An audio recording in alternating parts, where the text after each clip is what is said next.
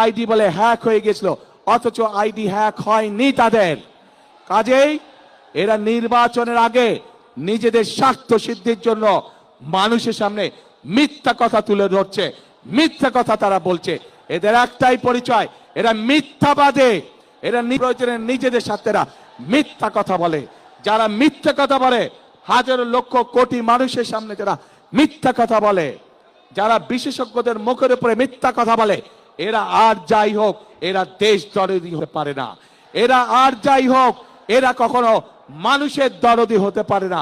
এরা আর যাই হোক এরা কখনো জনদরদি হতে পারে না। এদের দরদ শুধু এদের নিজেদের লক্ষ্যের জন্য, এদের দরদ শুধু এদের নিজেদের উদ্দেশ্যের জন্য।